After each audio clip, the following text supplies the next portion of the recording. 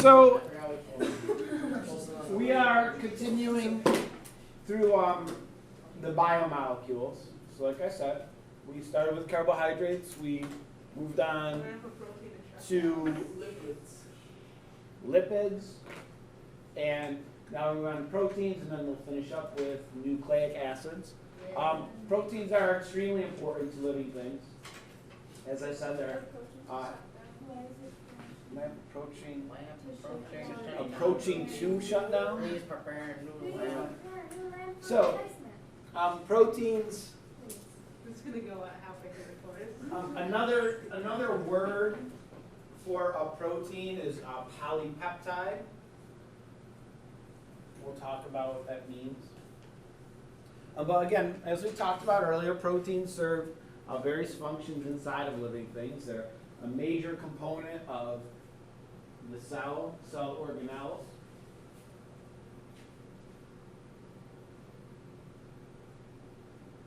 Proteins used for the growth of an organism, for repair of damaged tissue, for repair to injury.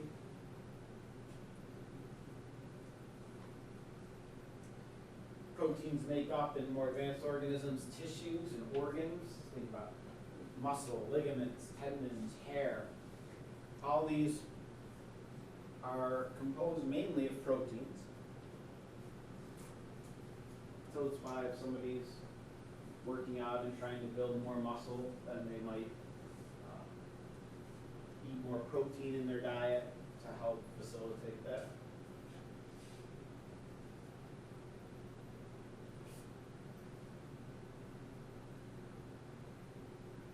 And then finally, they are an important component of many substances inside of living things that have key functions. Things like enzymes, which are crucial to all living organisms. They are made of proteins. Hormones, which allow for communication between different parts of the body. They are made of proteins. For example, insulin, hemoglobin, the molecule in our red blood cells that carries oxygen, is a protein. So proteins have important functions. In terms of extracting energy from proteins, proteins have 4 calories per gram, like carbohydrates. And generally, our body tissue that is composed of proteins will only be consumed in starvation conditions. Your body, in terms of if you're not eating, not consuming calories, your body needs to get energy from somewhere. It will do that primarily from first, like I said, stored carbohydrates, then fat. Once body fat is exhausted, your body will start to break down muscle tissue because that's part of your body that is important, and so it's one of the one of the things that is conserved when a person stops eating. Or if you have an overabundance of protein, your body will consume. If you're ingesting huge amounts of protein, your body will use some of that to get energy out of. But breaking down those proteins can be harder on the liver, on the kidneys, because protein, unlike carbohydrates and fats are composed of what 3 elements? Carbon, hydrogen, and oxygen. Okay? However, proteins also have nitrogen as an important component, and that nitrogen has to be broken, has to be disposed of when we use those proteins for energy. And so it's called deamination. We'll talk a little in a minute about what a protein is made out of and what amino acids are, but this is an amino acid molecule. Okay? And you can see the nitrogen portion here. That has to be disposed of in some way. And so that's converted into ammonia, which is toxic to cells, and then quickly converted into urea, which is a form of nitrogen waste that is produced into urine for the removal from the body. And so that's where that nitrogen eventually goes. But it has to be removed so it doesn't become toxic in the body. So proteins are, as we said, made of basically 4 main elements. It's mostly carbon, hydrogen, oxygen, and nitrogen.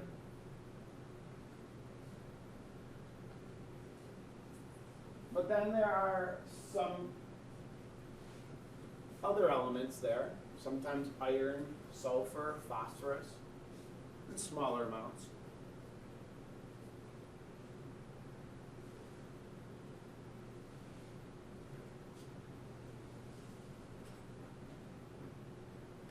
And proteins are huge, huge molecules.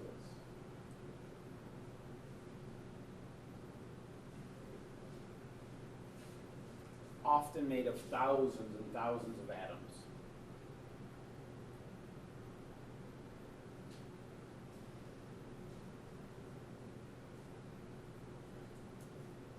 But they're built from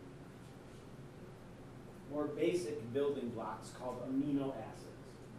So we've talked about polymer. What is a polymer?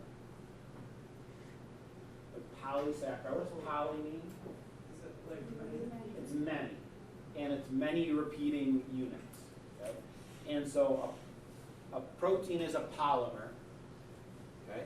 Also called polypeptide, and it's a polymer of a simpler unit that's called an amino acid. It's a monomer. Its single component that is strung together is an amino acid. And this is the generalized structure of an amino acid, its structural formula. Okay? And an amino acid is composed of a central carbon atom, okay? Has a hydrogen.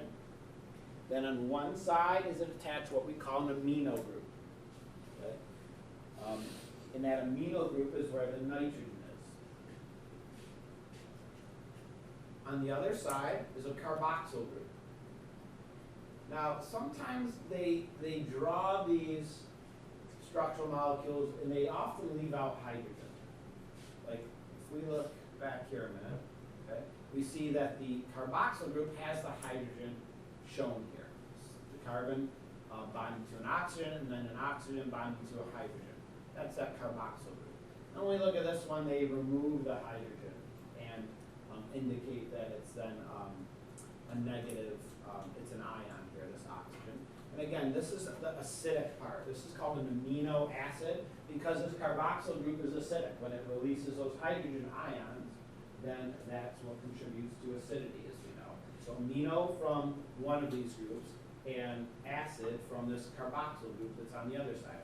So in an amino group, we have a carboxyl group. And then you see this R. And you know an element that's capital R? No? Radio. No? Because there isn't one. So this R stands for a group, a functional group, a side group sometimes called.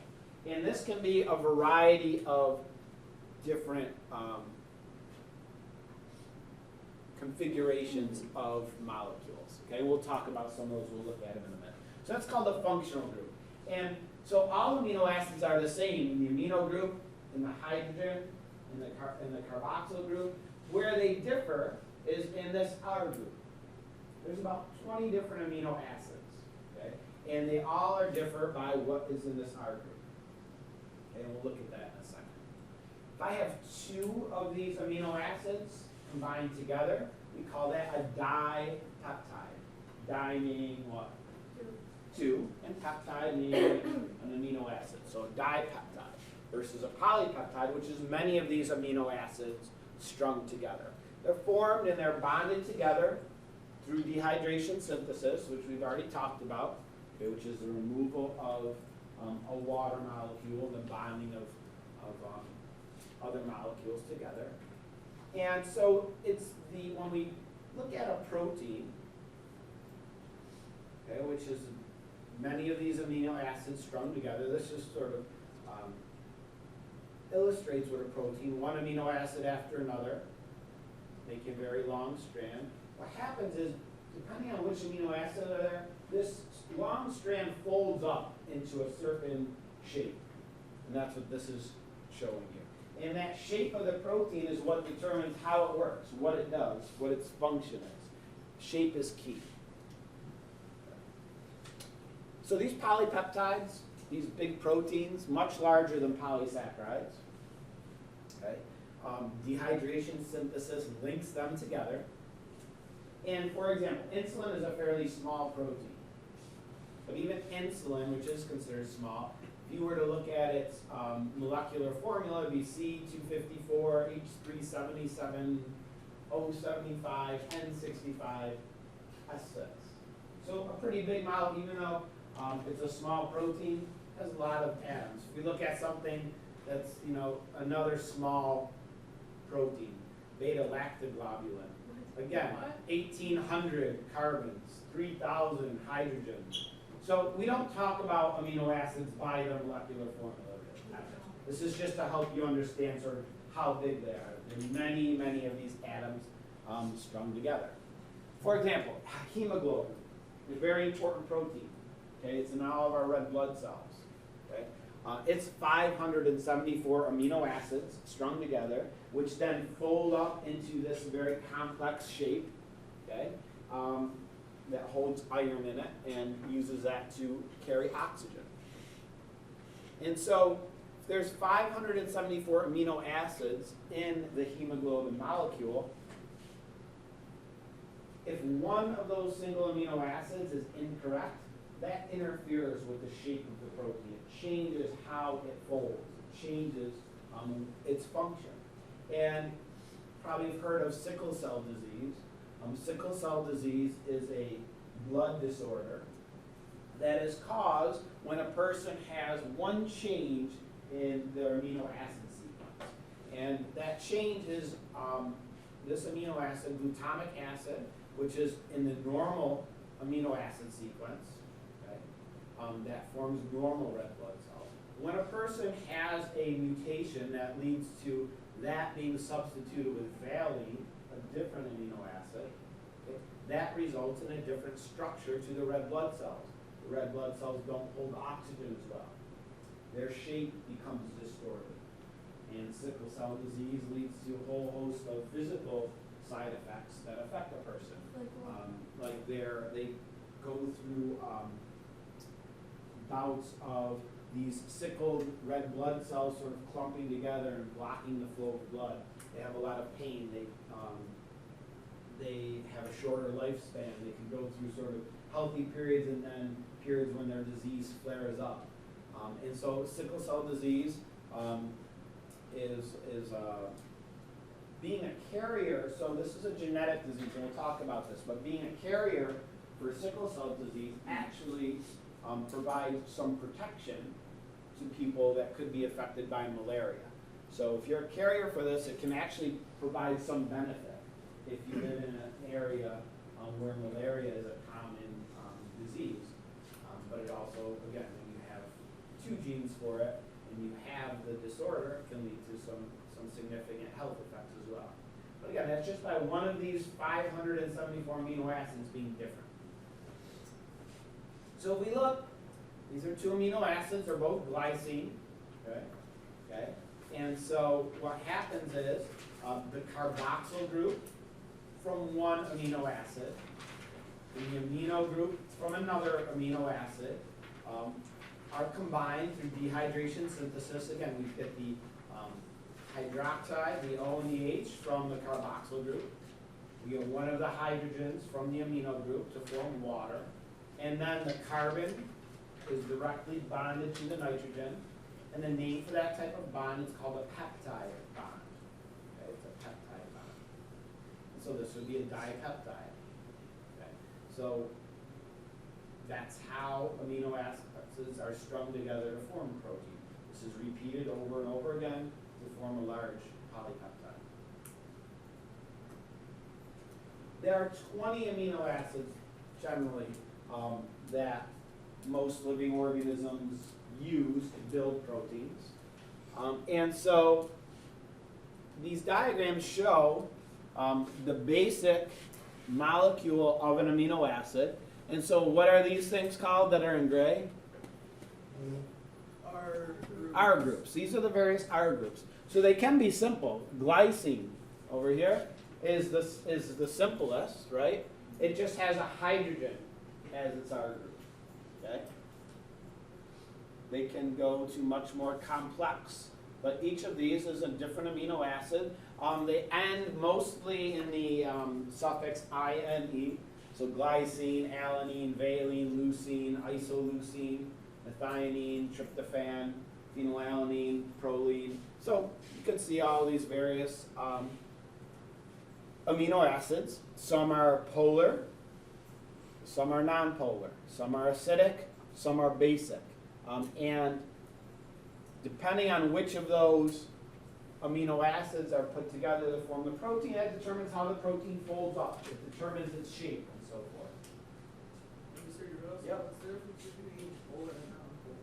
Remember, polar molecules have don't share electrons equally, and so part of the molecule has a charge and part does not. Like remember, water is a polar molecule, and so polar molecules generally are hydrophilic. Okay, but non-polar molecules are hydrophobic, and so that determines how they fold together and how they are shaped. Now, these amino acids, we can synthesize through our own biochemical processes about 10 of the 20 amino acids. Okay? So we can make them on their own. So we don't need them in our diet. But then there are another basically 10 amino acids that we have to get in our diet and foods that we eat. So you see here we have the non-essential amino acids. These are called conditionally essential. Okay? They're required sometimes during illness, sometimes during growth, but often not. And then there are the essential amino acids, which must be eaten in our diet. And this varies somewhat the way people categorize essential versus non-essential. But we need to eat foods that have these amino acids. So what kind of foods do we eat that we acquire these amino acids? Healthy foods. Meat? Why meat? It's protein. Right. And so when we consume foods with protein in it, our body breaks down those proteins into their component amino acids.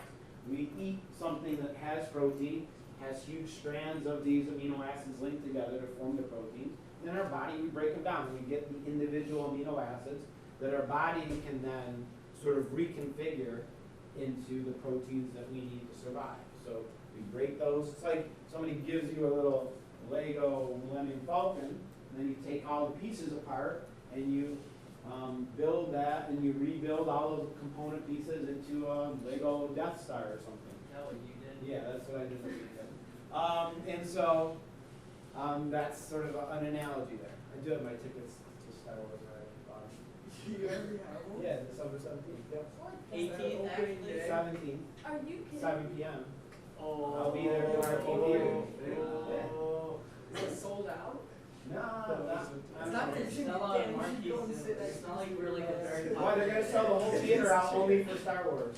No other movies are going to be playing. Wait, really? Yeah. Are you joking? No, I'm really serious. That's crazy. I don't trust Oh you. yeah, I can see that now. Yeah. It's not gonna sell. Yeah, it's not gonna sell. Wait, Sebastian Marquis is kind of popular. No, I mean like it's not like we have enough people that. Yeah, It's really not like we're like Sounds good. What are you gonna, I'm going to dress up as Yoda. Chewbacca. Yoda, you just like walk. All right, anyway, we'll move on to enzymes tomorrow. We'll be good for that. Anything for chocolate like Princess. What?